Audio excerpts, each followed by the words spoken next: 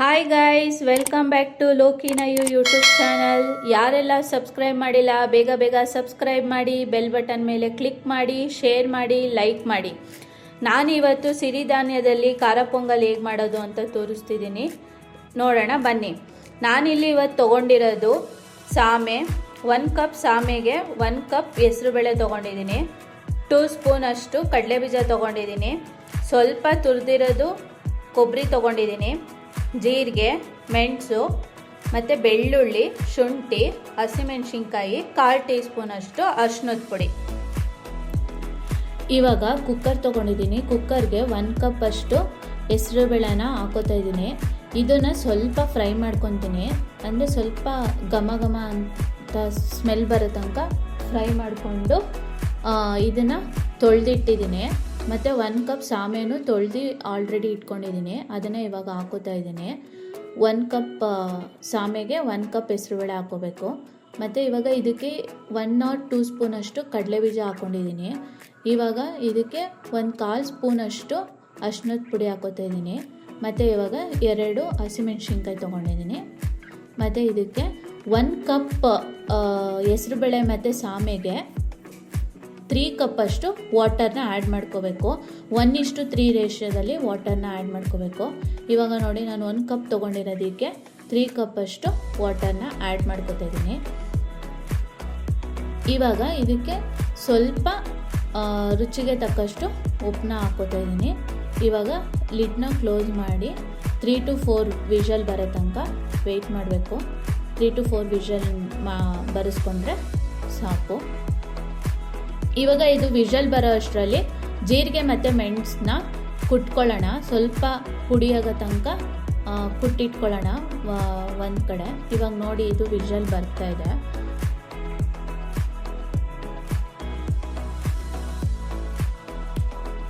ಇವಾಗ ಜೀರಿಗೆ ಮತ್ತು ಮೆಣಸನ್ನ ಕುಟ್ಟಿಟ್ಕೊಂಡಿದ್ದೀವಿ ನೋಡಿ, ಈ ಥರ ಇದೆ.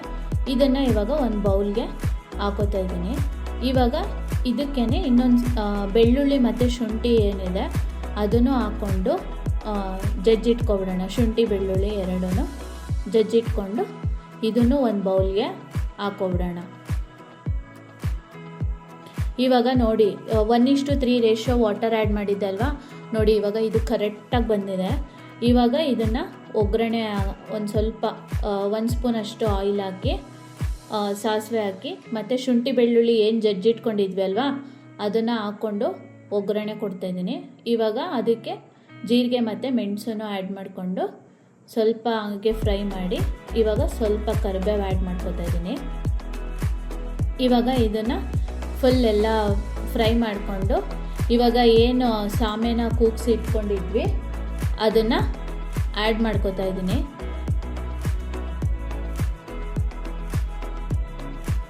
ಇದನ್ನು ಫುಲ್ಲು ಹಾಕ್ಕೊಂಡು ಸ್ವಲ್ಪ ವಾಟರ್ ಆ್ಯಡ್ ಮಾಡ್ಕೊಳ್ಳೋಣ. ನೋಡ್ಕೊಂಡು ವಾಟರ್ ಆ್ಯಡ್ ಮಾಡ್ಕೊಳ್ಳಿ. ಎಷ್ಟು ಬೇಕೋ ಅಷ್ಟಕ್ಕೆ ವಾಟರ್ ಹಾಕ್ಕೋಬೇಕು. ಇದು ಡಯಾಬಿಟೀಸ್ ಇರೋರು ಆರೋಗ್ಯಕ್ಕೆ ತುಂಬ ಒಳ್ಳೆಯದು. ಇವಾಗ ವೆಯ್ಟ್ ಲಾಸ್ ಮಾಡಬೇಕು ಅಂತ ಇರೋರು, ರೈಸ್ ತಿನ್ನಲ್ಲ ಅಂತ ಇರೋರು, ಮತ್ತು ಏನಾದರೂ ಫೀವರು, ಹುಷಾರಿಲ್ಲ ಅಂತ ಅನ್ನೋರು ಇದನ್ನು ತಿಂದರೆ ತುಂಬ ಬೆನಿಫಿಟ್ ಇದೆ. ಮತ್ತು ರೈಸ್ ಬದಲು ಇದನ್ನು ಯೂಸ್ ಮಾಡ್ಬೋದು.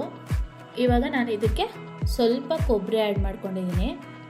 ಮತ್ತು ಇವಾಗ ಲಿಡ್ ಕ್ಲೋಸ್ ಮಾಡಿ 2 to 3 ಮಿನಿಟ್ಸ್ ಬಾಯ್ಲ್ ಆಗೋಕ್ಕೆ ಬಿಡ್ತಾಯಿದ್ದೀನಿ.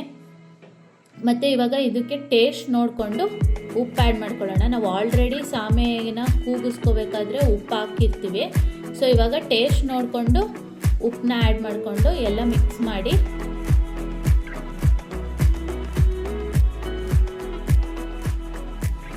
ಇವಾಗ ಇದಕ್ಕೆ ಸ್ವಲ್ಪ ಕೊತ್ತಂಬರಿ ಸೊಪ್ಪು ಆ್ಯಡ್ ಮಾಡ್ಕೊತಾ ಇದ್ದೀನಿ. ಇವಾಗ ಸ್ವಲ್ಪ ತುಪ್ಪ ಆ್ಯಡ್ ಮಾಡ್ಕೊತಾ ಇದ್ದೀನಿ. ತುಪ್ಪ ಇಷ್ಟ ಇಲ್ಲ ಅನ್ನೋರು ನೀವು ಸ್ಕಿಪ್ ಕೂಡ ಮಾಡ್ಬೋದು. ನಾನು ತುಪ್ಪ ಹಾಕ್ಕೊಂಡಿದ್ದೀನಿ, ನಮ್ಮ ಮನೇಲೆಲ್ಲ ಇಷ್ಟಪಟ್ಟು ತಿಂತಾರೆ ಅಂತ. ನೀವು ಬೇಗ ಕ್ವಿಕ್ಕಾಗೆ ಬ್ರೇಕ್ಫಾಸ್ಟ್ ಮಾಡಬೇಕು ಅಂತ ಇದ್ದಾಗ ಈ ಥರ ಖಾರ ಪೊಂಗಲ್ ಮಾಡಿಕೊಂಡ್ರೆ ತುಂಬ ಚೆನ್ನಾಗಿರುತ್ತೆ ಮತ್ತು ಟೇಸ್ಟಿಯಾಗೂ ಇರುತ್ತೆ. ಮಕ್ಕಳೂ ಇಷ್ಟಪಟ್ಟು ತಿಂತಾರೆ. ನೀವು ಒಂದ್ಸಲ ಬೇಕಿದ್ರೆ ಮನೆಯಲ್ಲಿ ಮಾಡ್ಕೊಂಡು ತಿನ್ನಿ. ಬೇಗ ಬೇಗ ಸಬ್ಸ್ಕ್ರೈಬ್ ಮಾಡಿ, ಬೆಲ್ ಬಟನ್ ಮೇಲೆ ಕ್ಲಿಕ್ ಮಾಡಿ, ಶೇರ್ ಮಾಡಿ, ಸಪೋರ್ಟ್ ಮಾಡಿ. Thanks for watching my video.